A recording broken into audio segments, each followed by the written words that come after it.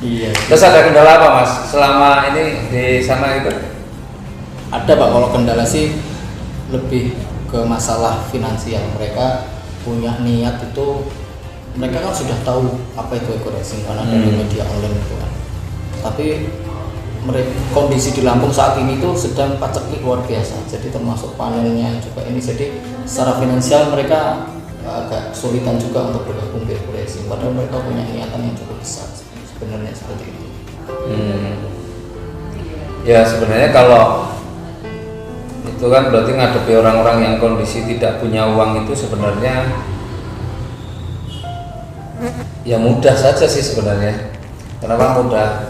Karena yang penting asalkan kita bisa menggali impiannya, orang nggak punya uang itu dia akan berusaha bagaimana punya uang kan. Saya sering contohkan yang itu di seminar-seminar kan saya juga sering contohkan ya. Jadi ada orang misalnya nih, saya punya emas 10 gram. Orang tahu emas 10 gram itu sekarang harganya berapa? Sekarang kalau 700.000 berarti 7 juta. Saya mau jual 1,5 juta. Mungkin yang saya tawarin nggak punya uang, tapi saya beri waktu sampai besok jam 10 pagi misalnya. Maka orang yang tahu emas itu harganya 7 juta, pasti dia meskipun nggak punya uang, dia akan berusaha bagaimana dia punya uang. Kenapa? Karena dia tahu emas itu harganya 7 juta. Maka mungkin dia punya motor pun, kalau perlu motornya dijual dulu. Iya. Mungkin dia punya apa yang dia punya, dia jual dulu. Bahkan kalau nggak ada yang bisa dijual pun, dia akan pinjam kepada orang lain. Pinjam uang untuk apa? Untuk beli emasnya itu, karena yakin kalau itu dijual dapat untung. Kan itu ya. Selisihnya berapa? 5,5 juta. Bayangin cuma selisih 5,5 juta pun orang wah berjuangnya sungguh-sungguh. Kenapa? Karena ngerti emas itu harganya 7 juta. Maka kemudian ketika kita ketemu orang yang kita tawari tapi masih belum mau, alasannya nggak punya uang, itu sebenarnya karena mereka belum betul-betul menemukan sebenarnya apa yang dia kejar, ataupun dia belum menemukan sebenarnya potensi yang ada di dalam bisnis ini, atau mungkin juga dia belum yakin bahwa dia bisa mendapatkan apa yang ada potensi di dalam bisnis ini. Bayangin cuma 1,5 juta dia jalanin terus saja bisa dapat 1,6 miliar. Bukan hanya 7 juta loh ya, berarti ini jauh nilainya sebenarnya jauh lebih besar. Tapi mereka kenapa alasannya hanya berhenti tidak punya uang? Karena kita belum bisa menggali impiannya. Maka apa yang kita lakukan ketika kita ketemu orang yang masih punya banyak alasan seperti itu, gali impiannya ya. Kira-kira ditanya pengen nggak nih, ya, kalau dia masih punya utang cepat lunas utangnya tahun ini.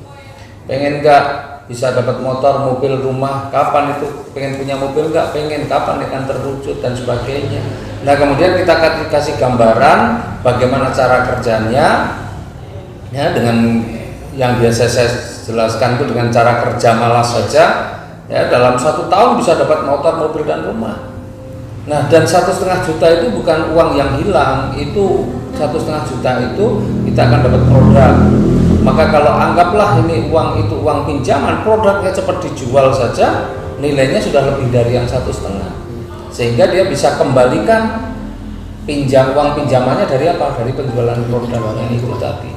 Tapi sementara itu setelah kita terdaftar di situ kan kita punya potensi untuk mengejarkan bisnisnya, punya potensi untuk bisa lunasi utangnya, punya motor, punya mobil, punya rumah, kan gitu.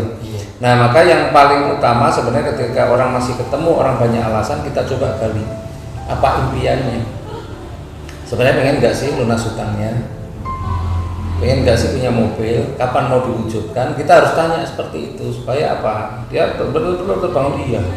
Ternyata untuk mewujudkan impian itu mudah, dan modal 1,5 juta itu modal yang sebenarnya sangat kecil ya, sangat kecil. Maka pasti kalau orang tahu potensinya dan yakin ada keyakinan untuk mendapatkannya, maka dia akan berjuang dengan sungguh-sungguh untuk mendapatkan meskipun kondisinya saat itu belum punya uang. Banyak contohnya ya, jadi banyak contohnya orang-orang yang saat memulai itu sebenarnya tidak punya uang, banyak sekali.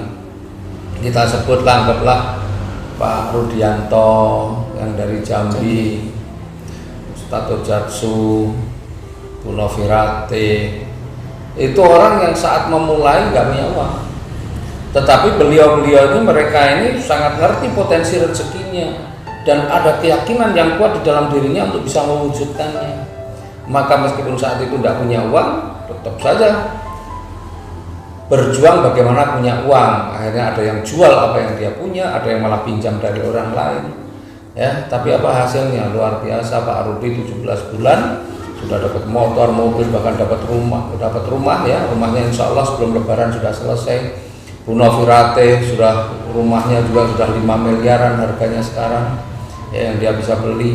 Kemudian Ustadz Ojatsu baru rumah cash 1,3 miliar. Padahal saat memulai belum punya uang. Ya, jadi sebenarnya bagaimana kita bisa menggali impian mereka, kita berikan contoh-contoh dari mereka-mereka yang sudah sukses, yang berhasil di usaha ini, ketika mereka juga sedang waktu memulainya juga nggak punya uang. Gali impiannya, sebenarnya kan gitu. Ya, nah memang itu perlu perlahan, ngomongnya jangan dipaksa, didesak untuk dia keluarin duit, tapi digali dulu impiannya. Usaha ini sangat mudah, kerjanya cuma begini, kerja orang malas saja bisa setahun bisa wujudkan impian itu. Nah insya Allah kalau kita bisa menggali impiannya, membangkitkan impian-impian yang ada di dalam dirinya, maka pasti 1,5 itu dia akan perjuangkan. Dan 1,5 bukan untuk daftar, tapi 1,5 untuk beli produk. Ya memang perlu waktu, membangun impian itu kan nggak serta-merta orang langsung harus dibuatkan, ya perlu persuasif lah.